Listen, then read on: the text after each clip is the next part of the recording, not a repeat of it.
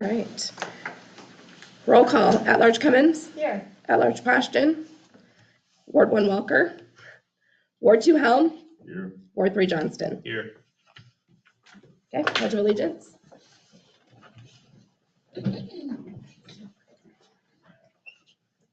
I pledge allegiance to the flag of the United States of America and to the republic for which it stands, one nation, under God, indivisible, with liberty and justice for all.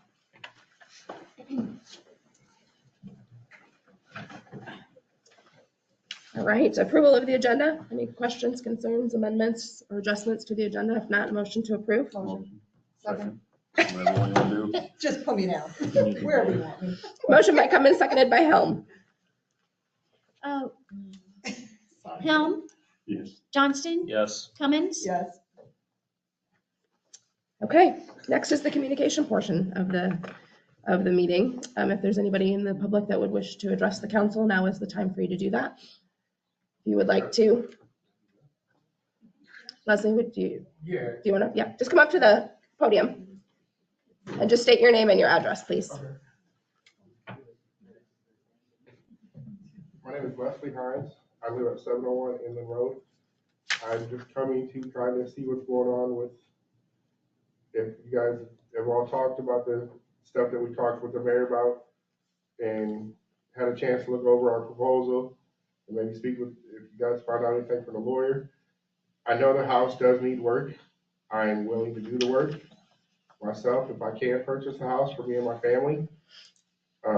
We're also willing to put a down payment on it to get started, so that way we can start working on it. You know, we don't want to put a payment down or put a big large lump sum into the house and then we don't get to keep the house. I mean, it's got potential. In the proposal, we said over the next 3 years, that's really all we're asking, just time to actually get everything done. Could be done sooner. Might be exactly 3 years, but it'll be done. And I've already spoke with relatives and friends that are all in the construction business, like my dad, and they're all willing to come out and help me do it. I know I have to have permits. That's not an issue.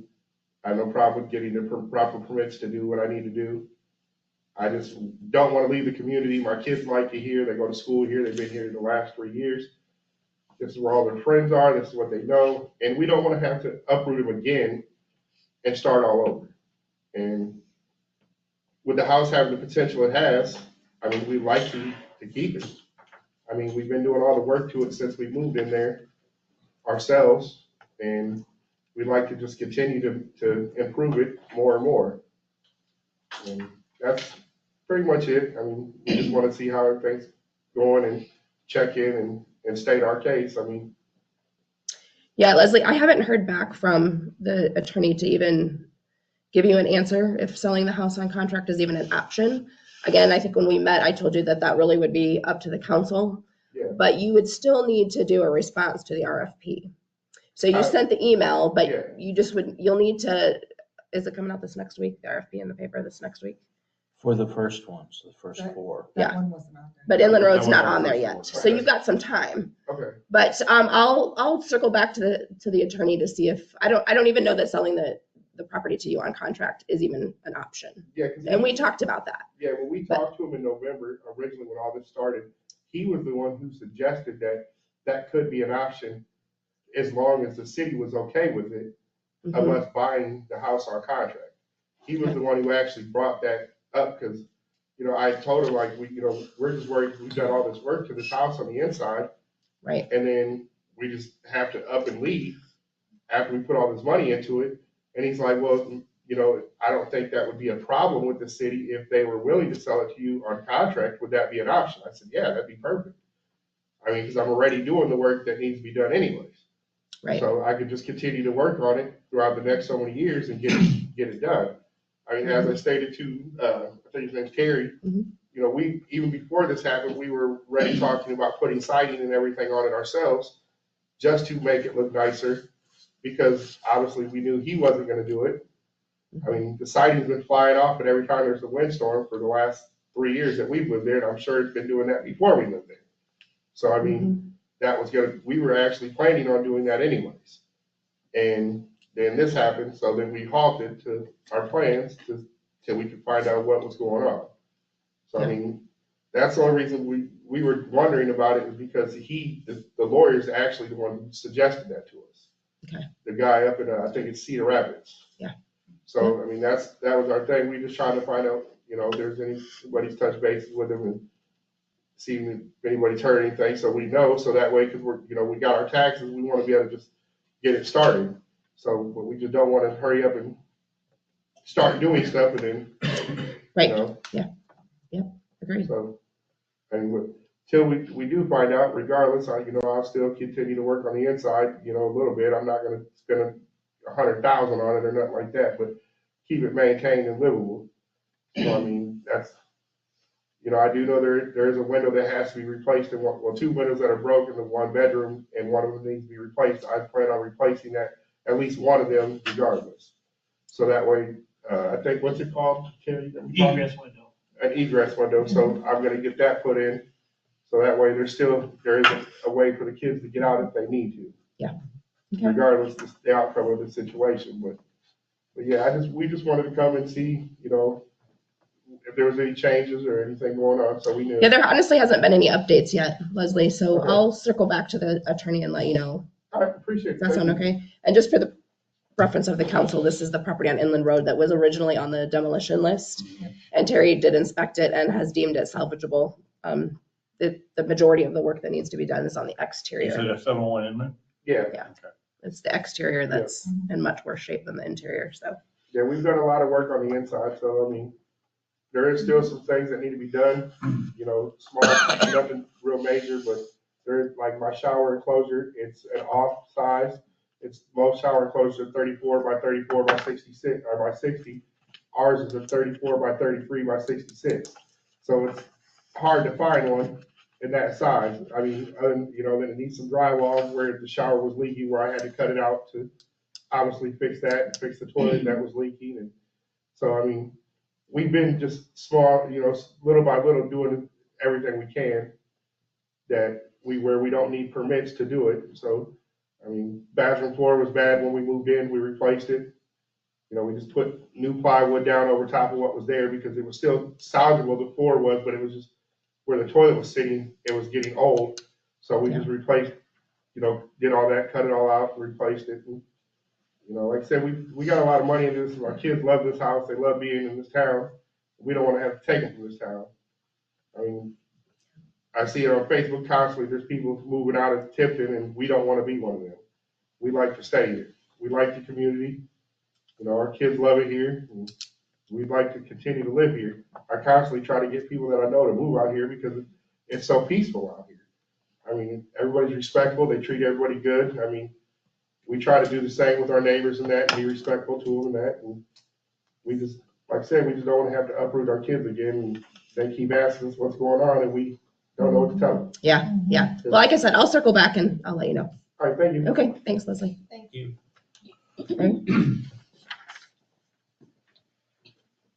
Roy Hodgson, 210 East 6th Street. And appreciate his comments. This is a good community. And a lot of us, you people work every day to try to make it an even better community. And so I hope we all have that as a goal, to try to do everything we can to improve it.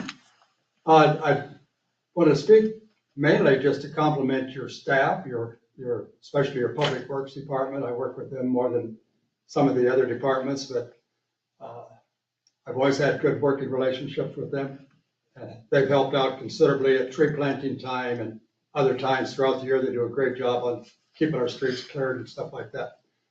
But I want to call out one person in particular, and that's Roger DeWolf.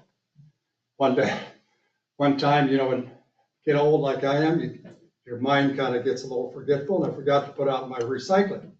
My van was clear full. And I was somewhere downtown. I was walking back home, and I met Roger up here across from Wheelie's, and I stopped him because I knew he was out getting recycling on our side of town, and I didn't think it was the day to do it. I thought I was off by a week. I stopped and said, Roger, I didn't know, I forgot this was the recycling day. Is there any way you can get it? My bin's full. He said, well, I got to run to Cedar Rapids because he was at the end of his route. He needed to go down. So I said, okay, we'll get her later then. I went back home and it wasn't 10 minutes later, he was coming by the house and I was inside and I heard a noise outside. He came up to the house, got the recycling bin, took it down to the street, dumped it in the truck, and then brought it back up to the house on his own. The guy didn't catch him in time or I would have done it. So that's the kind of people you have working for you. So Thank you, Larry. Right. All right, we will move on then to consent agenda. These are routine items that will be enacted by one motion without separate discussion unless council members request separate consideration. Approval of the council meeting minutes of February 3rd, 2025. Approval of the investment and treasurer's report of January 2025. Approval of the library minutes of January 13th, 2025. Approval of the library director's report, January 2025. Approval of pay application number 6 for the pool dehumidification project to Garland Construction for $9,789.14. Approval of pay application number 7, the pool dehumidification project to Garland Construction for $7,677.10. Approval of pay application 21, replace the Highway 38 South Street to Iowa 130, Triple B Construction for $30,280.71. Approval of the liquor license for St. Mary's Hall for an event on March 1st. Approval of the liquor license at Walmart. Approval of the liquor license for Tavern on the Square. This is a re-inspection that has passed the most recent inspection. And then approval of the claims register, which includes claims paid under the current purchase policy.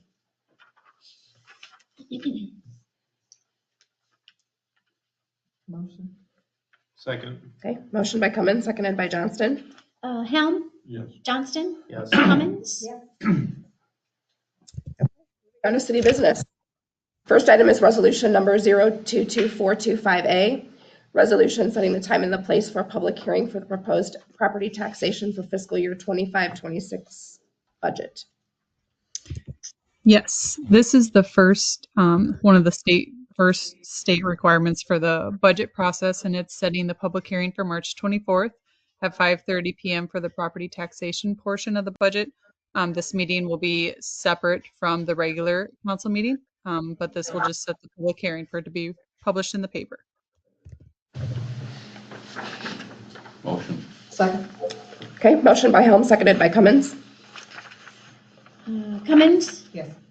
Helm, Yes. Johnston. Yes. Okay, next item is resolution number 022425B. Resolution accepting the substantial completion of the James Kennedy Family Aquatic Center's pool dehumidification unit project and approving pay application number 8 concerning project retainage. Yes, and that's in the amount of $28,304.06. This completes Garling's role in the project for what they were hired for. It doesn't complete out other things that are coming in the future concerning the aquatic center, such as, for example, the heating and cooling for the west side, especially the mechanical room area. There's some lighting improvements for an auditorium that have to be made. And then there's a control box that is set up for the communication between the new rooftop unit and the mechanical room below. So those things are still coming, but Garling's part of the project is recommended for acceptance and of its substantial completion. And then the retainage would be paid out 30 days after this resolution is accepted.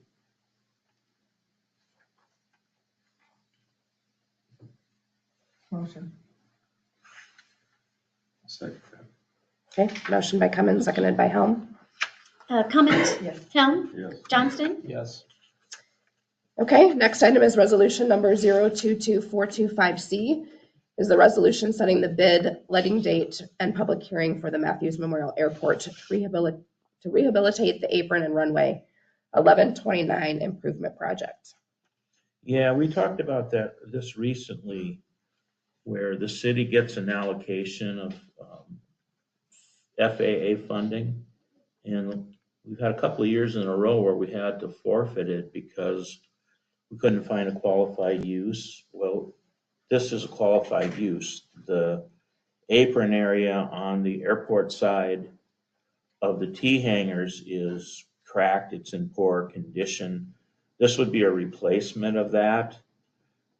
In the end, the FAA would pay for 95% of the cost.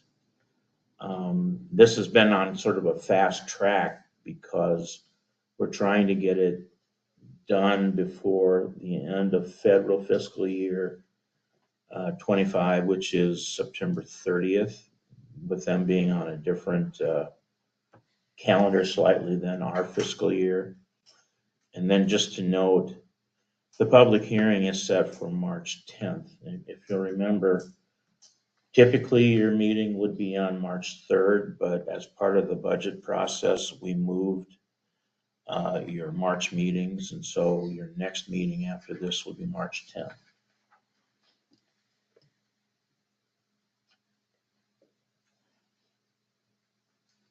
Motion.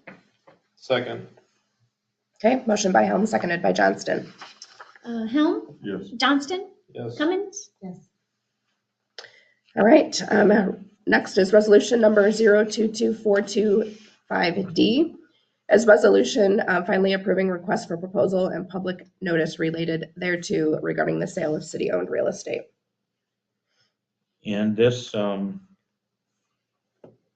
is regarding the first four, being 513 West 9th, 801 Locust, 54 Walnut, and 105 Mulberry. These have been talked about for demolition. It authorizes a request for proposal / bid process. And then later, it lays out a timeline that proposals would be due at 11 a.m. on March 19th. They would then come to the council for consideration at your rescheduled meeting on March 24th.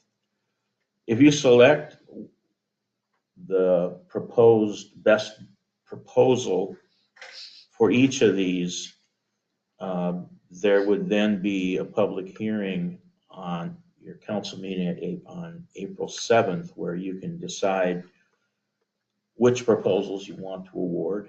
And then they would be subject to a number of qualifications and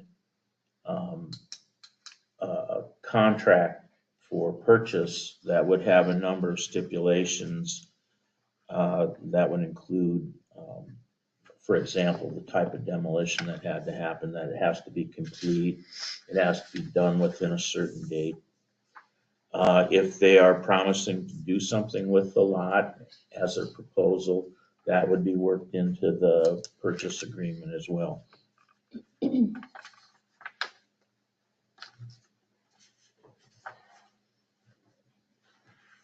Motion. Second. Okay, motion by Cummins, seconded by Helm. Helm, Yes. Johnston, Yes. Cummins, Yes. Okay. Next on the agenda is the reports from the department heads, city council. We have no department heads here. No, Lisa? No, nothing, Lisa? No, okay. Council members? Anything? Melissa, do you have anything else? I did want to mention that the meetings for March are moved to the 10th and the 24th to accommodate the budget schedule that we had talked about in December. So I just wanted to remind everyone. Okay, thanks. You have anything? No? Okay. I don't have anything either, so take a motion to adjourn. Motion. Second. Motion by John, seconded by Helm.